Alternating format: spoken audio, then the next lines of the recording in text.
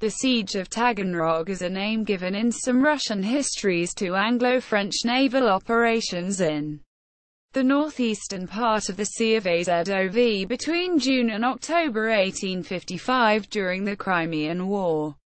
British and French forces were implementing a strategy of destroying the supply lines for the main Russian army which ran across the Sea Azov.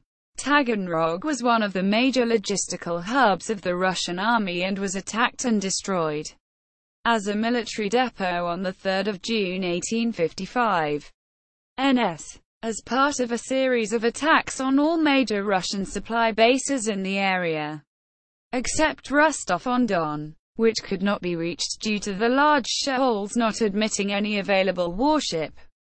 Prelude. In the spring of 1855, as the Crimean War dragged on into its third year, the British and the French decided to begin operations in the Sea of Azov. They reasoned that this would allow them to cut off the Crimea even further from Russia and prevent further supplies from reaching Russian forces, thereby via the seaports in the Taman. This strategy required them to occupy the Strait of Kerch, which was to be undertaken by a joint force of British and French soldiers and warships. Taganrog, at the far eastward end of the Sea of Azov, was selected as a potential target for attack. Taganrog is located on a strip of land jutting out slightly into the Sea of Azov and, to the British and the French, formed an excellent stepping stone to Rostov-on-Don. Taking Rostov-on-Don would allow the Allies to threaten the rear of the Russian forces.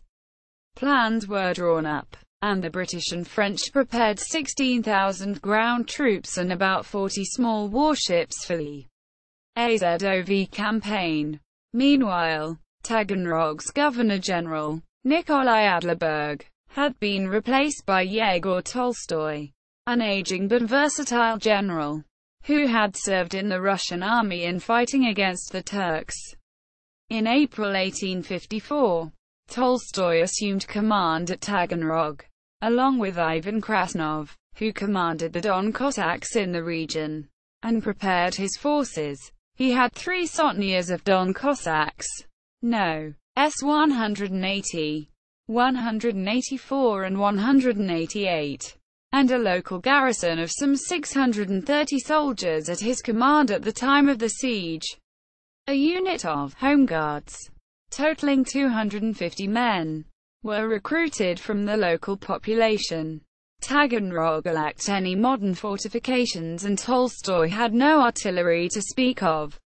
Operations against Taganrog. Order of battle. The Allied force that attacked Taganrog on 3 June 1855 consisted of HMS Recruit, Lt. George Fiat Day, with Captain E. M. Lyons and staff aboard, paddle gunboat, 6 guns, HMS Danube, Lt. P. Cater, nominally unarmed paddle tug but armed as per their launches, towed Lady Nancy into position.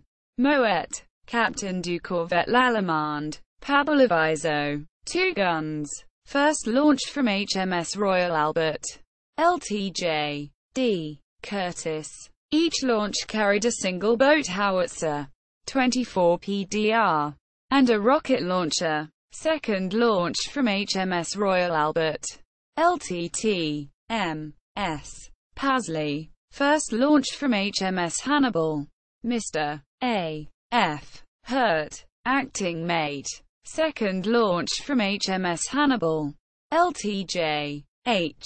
Krang. First launched from HMS Algiers, Mr. J. C. Wilson, mate. Second launched from HMS Algiers, Lt.F. G. C. Paget. First launched from HMS Agamemnon, Lt.T. L. Gowson. Second launched from HMS Agamemnon, Lt.T. J. Young. First launched from HMS Street, Jean Dacre, Lt. W. Tenor. Second launched from HMS Street, Jean Dacre, Ltt. J. Young. First launched from HMS Princess Royal. Lt. John Murray. Second launched from HMS Princess Royal. Lt. W. H. Jones. 4 similar French launches. Lady Nancy, raft with a short 32-pounder on deck in the protected cupola. A 4-oared gig that landed Lt. Cecil Buckley and boatswain Henry Cooper. HMS Selina. Unarmed paddle tug. Mr. C. H. Williams, acting mate. And HMS Medina. Unarmed steam packet. LTCOMDH.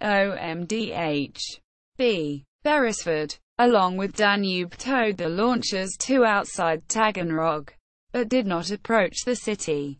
Similarly, the French paddle Aviso Dauphin, too, towed the launches, but did not approach the city. The light forces were split into 2 groups. One under Commander Coles was to bombard the store, and a second group under LTJ. F. C. Mackenzie, RMA, landed and covered Buckley and Cooper. Destruction of the military depot. Starting on the 24th of May. The 12th of May O.S. 1855, the British and the French began operations in the Sea of Azov. They landed troops on either side of the Kerch Strait, quickly capturing the cities of Kerch and Enikyle. Following those actions, naval forces destroyed the Russian coastal battery at Kamosheva Bay and entered the Sea of Azov. On the evening of 1 June 1855, the Anglo-French squadron, which consisted of 5 paddle steamers and 16 armed launches, on loan from the main Allied fleet at Sevastopol, commanded by Captain Edmund Lyons, son of Rear Admiral Edmund Lyons, and Captain Beryl de Sedage, anchored 8.5 miles of Taganrog in 18 feet of water. On the 2nd, HMS Recruit was sent forward to reconnoitre Taganrog and sound the shoals off the town. On the 3rd, the Recruit returned and under a flag of truce requested the surrender of the military depot for destruction, the withdrawal of military forces 5 miles away from the city, and the evacuation of the civilian residents. Accompanying the Recruit were the British paddle steamer Danube, the French paddle Aviso Moet, and many small launchers from larger ships operating elsewhere. These included 12 British armed steam launches, each with a 24-pounder boat howitzer and/or a rocket launcher, 4 similarly armed French launches, and the raft Lady Nancy. This latter raft occupies an interesting place in the history of naval architecture, as Commander Cooper P. Coles of HMS Stromboli had erected and protected cupola on her, and placed a 32-pounder within. From this sprang ultimately the modern turret used aboard warships. The ultimatum was answered by Tolstoy's official 4 important missions. Baron Yevgeny Filizar-Frank, nephew to former Governor Otto Filizar-Frank, and poet Nikolai Sherbina, who later described the event in Morstovskaya Vedomosti on 21 June 1855. The Allies demanded the surrender of all government property, the withdrawal of troops and the evacuation of civilians. After an hour of consideration, Baron Filizar-Frank returned to the envoys with Tolstoy's reply, rejecting the demands. The Recruit then hauled down her flag of truce and opened fire on the town. The Danube and Moet, towing the Lady Nancy, moved up in the company of the armed launchers and joined in the bombardment. A 4-oared gig then landed Lt. Cecil Buckley and boatswain Henry Cooper, who proceeded to set fire to the military depot's buildings before returning, in the same manner they had at Genichi on 29 May. The raft Lady Nancy and some of the launchers gave close support to the raiding party. Both earned the Victoria Cross for their actions, and due to seniority and spelling, Buckley was awarded the first V.C. ever gazetted.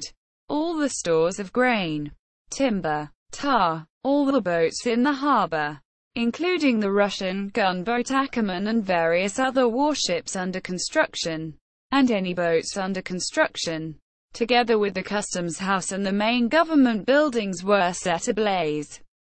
Tolstoy in his official report claimed the Allies had landed a major force near the Old Stone Steps and Greek Church in downtown Taganrog followed the bombardment, which was allegedly repulsed by the Cossacks and the Volunteer Corps. The Allies suffered a single casualty in the operation. Gunner C. Evans of the Royal Marine Artillery was struck in the face by a spent musket ball whilst manning the howitzer of the launch from HMS Princess Royal.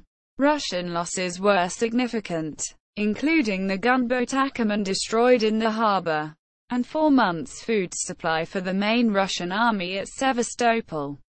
The Allied squadron, having effected their objective, moved off and attacked Mariupol on 5 June and Giersk on 6 with similar destructive effects. By mid-June, every single coastal town on the Sea of Azov had been attacked and their supplies destroyed to deny them to the main Russian army at Sevastopol. Continuing operations. After the destruction of their supply bases on the Azov, the Russians deployed another 14 Sotnias squadrons of Don Cossacks to the region around the Sea of Azov to protect the various coastal cities. This brought the total number of Cossack Sotnias in the area to 16. They attempted to fortify Taganrog and other points. At Taganrog, this work consisted of building an earthwork artillery battery. On 19 July, NS Commander Sherrod Osborne conducted a reconnoitre of Taganrog aboard HMS Jasper and observed the battery being built. The Jasper put 2 shells into the battery but did not receive a response, and so moved off. The Jasper would shortly thereafter become the only Allied warship lost in the Sea of Azov campaign when she grounded on Kravaya Spit or Crooked Spit, near the present-day town of Sejov, in Ukraine, 15 miles west of Taganrog. On 23 July. She had just destroyed a Russian fortification and had taken the captured guns aboard as prizes. Hence she was running much deeper than normal and grounded. Other sources report that local fishermen moved various buoys that marked water depth, which forced the British ship ashore. After a day of being unable to free her, and under fire from a force of Cossacks, Jasper's crew was taken off aboard HMS Swallow and the ship scuttled. Don Cossacks subsequently boarded the derelict and captured her 2 24-pounder howitzers and 60 shells from her magazine, along with some trophies. Like the ship's ensign, the guns were sent to the cathedral in Taganrog, used as a military base by the Russian army, and sent onwards to Cherkassk where they were mounted in the coastal defenses. Some sources said the Cossacks blew up the stranded hull. 5 days later, the 29th of July, Lieutenant George Lydiard Sullivan, CO of HMS Fancy, dived the wrecked Jasper, recovered her 68-pounder and placed a demolition charge to complete her destruction.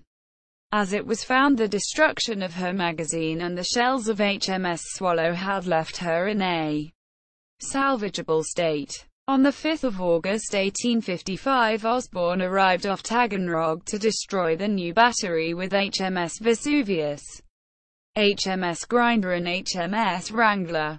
Driving off the garrison with gunfire, the squadron covered a landing party which took control of the battery, took some as prizes, spiked the remaining guns and threw them in the sea, and then blew up the battery before retiring.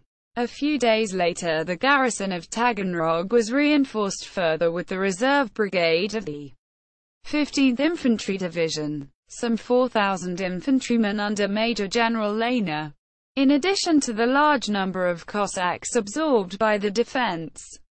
Patrols continued in the area, and in early September Lt. Day's group of HMS Recruit HMS Curlew and HMS Fancy rode out a storm in Taganrog roads whilst preparing to strike the Russian force. 2 gunboats and 16 barges used as floating batteries at the mouth of the River Don. But when they approached the Don on the 13th of September, they found the storm had driven off all the Russian defenders. A small raiding party of 3 from Wrangler, trying to destroy a number of fishing boats at a small lake, was cut off and captured near Mariupol by a group of Cossacks who ambushed them. Patrols continued throughout October, and the last patrol of the year reconnoitred Taganrog on 20 November, finding not a single vessel remaining in the harbour. On the 24th of November, Osborne took his remaining ships out of the Sea of Azov as the sea ice started to form, wintering in a warmer climate. Conclusion: Russian forces at Taganrog stood down on the 21st of June 1856, and life in the city began to return to normal. The Crimean War cost the city of Taganrog more than 1 million rubles. Considerable damage was done to local structures.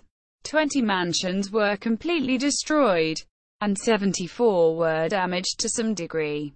189 other buildings, primarily granaries and storehouses, were destroyed and 44 damaged.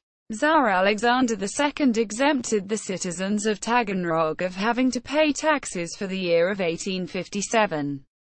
163 Taganrog soldiers were awarded with medals and military orders because of their service during the siege. The Allied aim was to keep the coast in a constant state of alarm, and the Russian troops constantly moving. This produced the desired effect, and the Russians in the area believed that an invasion was possible, when the Allies had no such intention. However, this state of panic induced in the Russians has permeated their historiography, especially in the Soviet period, to the point where it is in many ways at odds with the Western, i.e., British, historiography. Standard English language sources, such as Kinglake, tell the above story. Other Russian histories written by military professionals agree with the Allied versions of events. For example, in Volume 2 of Istria 3 Go Dragunskago Ingermanlandskago Polka 1704–1904, Genishta and Borisovich state, for his part, the enemy did not undertake any real operations and fortified himself in Kerch, Yenikayel, and other places. The Allied squadron, however, entered the Sea of Azov and for a whole year carried out attacks on coastal towns: Berdyansk, Arabat, Genichesk, Taganrog, Mariupol, Anapa, and others. The destruction of stores, linked with looting and barbaric assaults on the unarmed inhabitants, was the main object of the enemy's actions. Quote, Gallery. See also, History of Taganrog, Siege of Sevastopol, 1854, and references. Additional to the popular Tsarist interpretation, Defense of Taganrog and its Surroundings, by Ivan Krasnov, St. Petersburg, 1862. Taganrog Encyclopedia, by Pavel Filevsky, Moscow, 1898. Taganrog Encyclopedia, 2nd edition. Taganrog, 2003. 1853–1856.